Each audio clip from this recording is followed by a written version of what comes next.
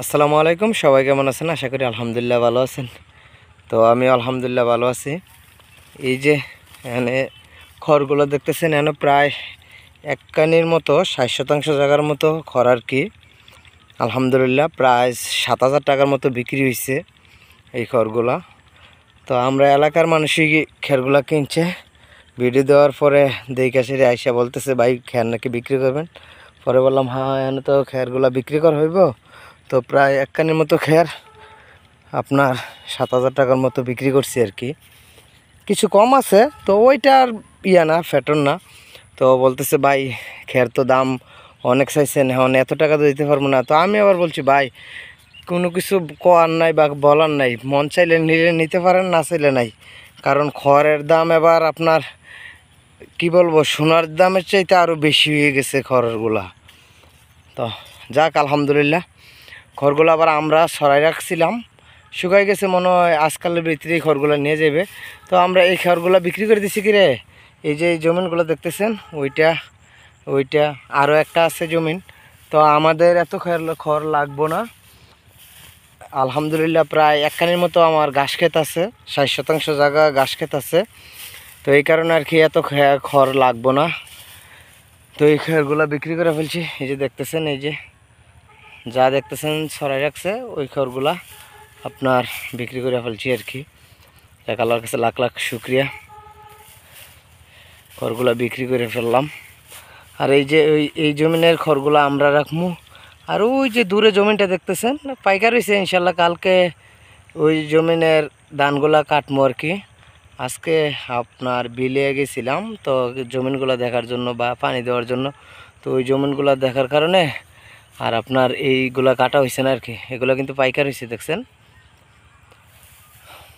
তা আলহামদুলিল্লাহ আল্লাহর কাছে লাখ লাখ শুক্রিয়া যে মাশাআল্লাহ ধানগুলো এগুলো একটু আপনার এগুলা কি ধান যে বলে 32 না কি জানি, এগুলো চিকন আর কি ধানগুলা এগুলা।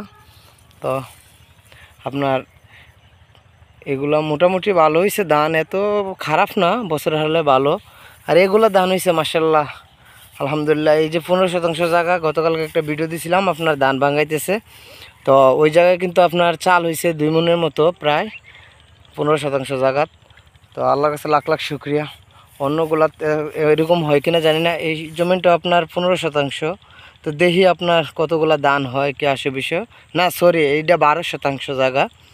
এই জমিনটা 12% আমাদের, আর এটা 15% আর কি। আর এটা আছে আপনার 18% আর কি এই জমিনটা, ঠিক আছে। তো এগুলা মিলে এক কানির মতো আর কি জমিন এনে। তো এই খেরগুলা বিক্রি করলাম আর কি 7,000 টাকা। যাক আল্লাহর কাছে লাখ লাখ শুক্রিয়া। তো ওই যে আমাদের জমিনগুলো কিন্তু আমাদের বাড়ির পাশেই, এই যে দেখতেছেন আমাদের বাড়ি। আর এটা কিন্তু ডিপ কল, প্রায় ভিডিওতে এই ডিপ কলটা দেখছেন আপনারা। আর ওই তো এই জমিনটাও আলহামদুলিল্লাহ এইটাও তো এইটাও আমাদের পাশেই কিন্তু জমিনগুলা। আর যে জমিনগুলো আছে আর একটা আছে রাস্তার পাশে সবজি করে, আরেকটা আছে তো ঘাস খেতে, এটা তো আপনারা ভিডিওতেই দেখছেন।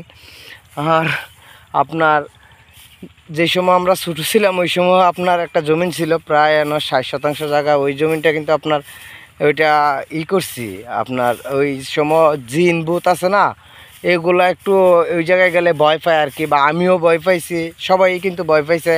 এই কারণে ওই জমিনটা আমরা খাড়ি কইরা ফেলাইছি আর কি।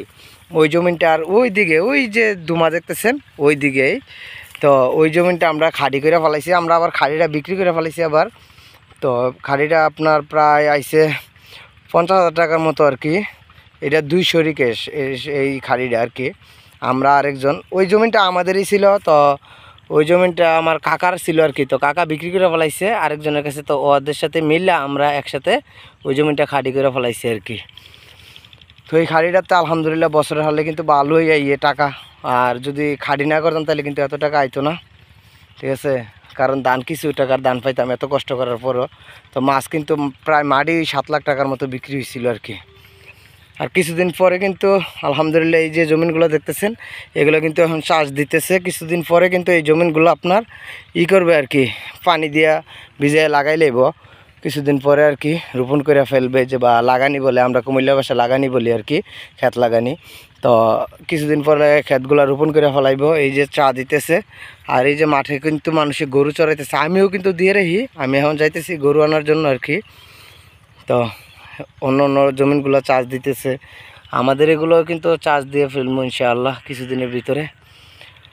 এই যে সব জমিন কিন্তু আস্তে আস্তে কাটা হয়ে যেতেছে ধান, এই যে মানুষে ধান কাটতেছে, এই যে কিছু পাকতেছে, কিছু কাঁচা আছে এখনও মাঠের মধ্যে জমিন।